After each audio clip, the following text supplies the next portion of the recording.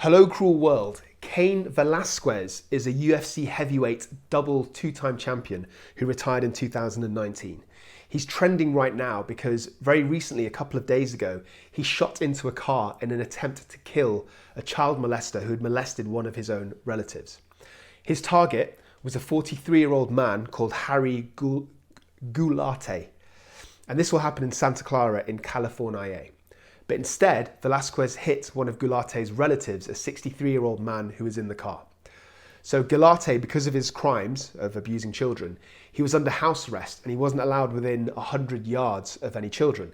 And he had to wear an electronic tag. And in fact, he was on his way to pick up that electronic tag when the shooting occurred. What's quite unusual about Velasquez is that he's not antisocial. He's not a criminogenic man. And he's actually being done for attempted premeditated murder. In fact, he's been described by some MMA sports reporters as quite a humble man who doesn't throw any tantrums, never got into any trouble. Velasquez doesn't regret his actions, it doesn't seem, because he's quite smug when he was being brought out by the police.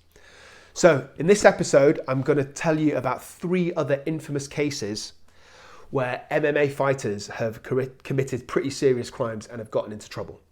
Then, as a forensic psychiatrist, I'm going to talk about the connections between MMA and fighting and the criminal underworld. And then finally, I'm going to talk about how Velasquez is likely to be treated once he's in prison. For example, will he be a target? Sit back, relax, and welcome to A Psych for Sore Minds. Okay, so 3 extreme cases of MMA fighters that have got into trouble. The first one is Lightning Lee Murray, who is 9-2-1. So for those of you who don't know what that means, it means he's won 9 professional MMA fights, lost 2 and drawn 1.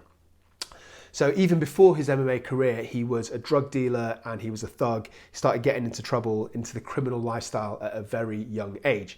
And in fact, he was arrested several times for drug dealing.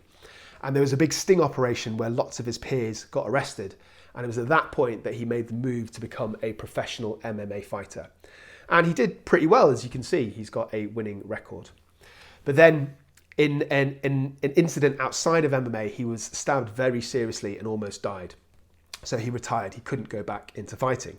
The reason that I'm bringing him up is because he later carried out this infamous Securitas depot robbery, where he actually kidnapped a bank manager and the bank manager's family, and he ran off with £53 million, although he was caught about 3 months later when he was on the run, and currently he is serving a 25-year prison sentence. Number 2, Jared Wyatt. So this is probably the most disturbing of all the cases I'm going to talk about, so trigger warning, you've been warned, don't come crying to me. So he was an MMA up-and-comer, and he was not particularly an experienced fighter when he did what he did. He was 1-0. What had happened is he was training with his sparring partner and his friend, a man called Powell, and they took some magic mushrooms, which obviously is a terrible idea if you're fighting. So in his psychotic mind, he believed that he was actually fighting Satan. By the way, if you're interested in drug-induced psychosis, I've got videos about that on this channel, including a case where, I kid you not, a Wu-Tang affiliate rapper actually cut off his own penis in a storm of drug-induced psychosis. But anyway, back to Jared Wyatt. So while he was sparring, because he believed that his opponent was actually Satan, he ripped off this man's face and his tongue, and he literally ripped this man's heart out of his chest. I'm not making this up, kids. And then he roasted some of his body parts in a grill later on. Obviously, he's in prison and he's serving a 50-year sentence. Number 3, the final person on my list is Jonathan Copenhagen. So this man is an absolute piece of work, piece of shit, although to be fair, he's got a great nickname. His MMA career was 14-5. And the reason he's on this list is because in 2014, he was sent down for 34 counts of rape and attempted murder. And his victim, his target, was his ex-girlfriend called Christy Mack. And she's a renowned adult film actress.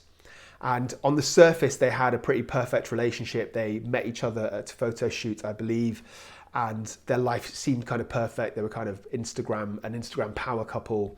But then after time, domestic violence seeped insidiously into their relationship, and he assaulted her many, many times. But in this one particular incident, it was nasty, it was prolonged, it was horrific. He broke 18 of her bones. and he kept her hostage for a prolonged period of time, and he also badly beat up her new lover in just a prolonged sense of torture. And as if this person isn't unlikable enough, War Machine actually said during his trial that you can't rape a porn star because it's part of their job. It's not a good look, really, is it?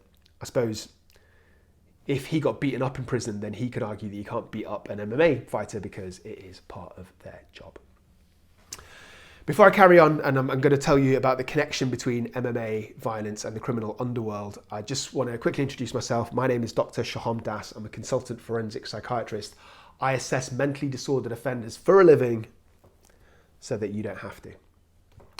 Okay, so why is there like an overrepresentation of MMA fighters when it comes to offending and crime?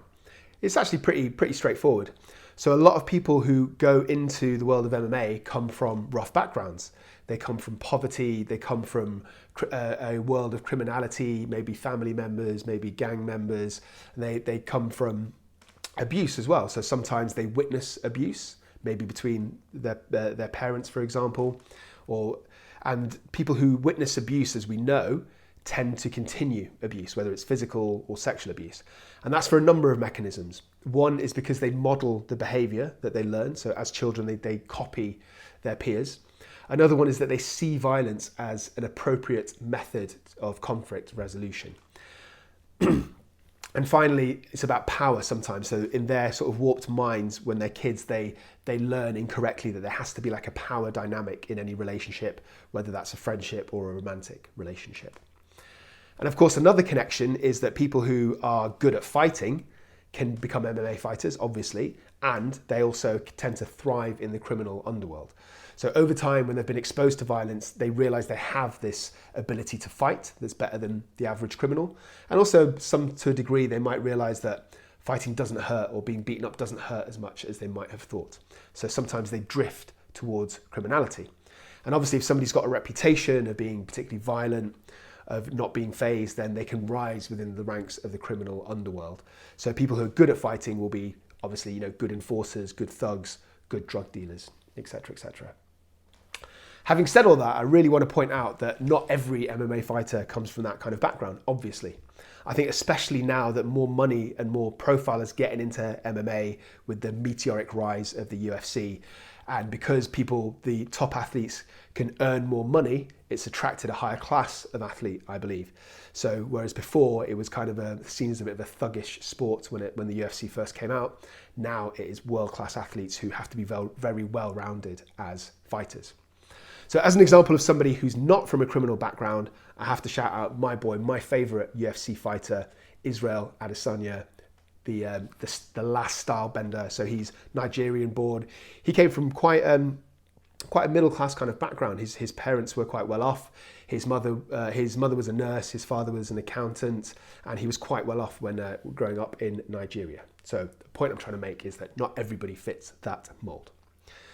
Okay, before we continue, I just want to introduce you to this channel. This is called A Psych for Sore Minds. As I said before, I'm a consultant forensic psychiatrist, so I assess mentally disordered offenders in courts and in prisons and in psychiatric units, and I give expert evidence for criminal trials. I do that for a living. I talk about a whole range of issues on my channel. I implore you to subscribe. Not only does it help me out immeasurably, but if you take magic mushrooms, and I can't recommend that you do because I'm technically a doctor, but if you do, then if you subscribe, then you're guaranteed to have trips where you're being massaged by angels as opposed to fighting with Satan. So this is a bit of a spontaneous, quick video that I made because a couple of people had requested it because this whole incident is trending. But I implore you to watch some of my deep dive videos. They're a lot more scripted, a lot funnier, a lot sleeker, a lot sexier, a lot more detailed. And for the nerds out there, they will teach you about psychoanalysis and how to look through the lens of a forensic psychiatrist. So some of my deep dive videos that I've done recently include the psychology of domestic violence, the psychology of pathological lying, and the psychology of stalking. And I always go through a real life case and talk you through my own psychoanalysis. Okay, so the final thing I wanted to talk about, Cain Velasquez. How will he be treated in prison? So usually people who are renowned fighters get tested in prison. So for example, when Mike Tyson was in prison, a lot of people sort of stepped to him especially so if what they've done is quite high profile and it makes it in the news, because some gang members or some tough guys in prison just want to make a name for themselves, so they want part of the notoriety. So in theory, he could be a target. In theory, he could be beaten up. But my submission is that I think he'll be quite well respected because, number one, his personality. So as I said before, he's quite a calm, quite a humble guy. Even like during his UFC career, he was never a show-off. He was never somebody that courted controversy or trouble on purpose. So I think that's going to help him. And number two, probably more importantly, there's a certain moralistic hierarchy in prisoners. And even though he didn't actually end up killing a child molester, that was his aim, his goal. So I think he'll be respected to a degree in prison. So, dear viewers, you've heard me rambling on for a bit. I would like to know your views. Specifically, do you think that Cain Velasquez deserves any kind of leniency because of what his intentions were? But I suppose the counter argument to that would be that he did shoot and seriously injure an innocent man. So where's your opinion? Like, what should he get any kind of leniency or any kind of special treatment? And if so, what should that be? And also, I'd like to see your opinions on how you think he'll be treated in prison. Do you think I got it right? Do you think I'm full of crap? Let me know in the comment section below. Okay, so to conclude, we learned about Cain Velasquez. We learned about the background of what happened very recently. I told you about 3 other infamous cases of MMA fighters. We talked about the connections between MMA and the criminal underworld and some of the factors that run through them all, like poverty, abuse. These are called confounding factors in case you're interested. And we discussed what his treatment was likely to be in prison. Right, that's enough for me. Have a blessed day. Check out the rest of my videos. Stay euthymic. Buy my book. And whatever happens, do not forget, I love you.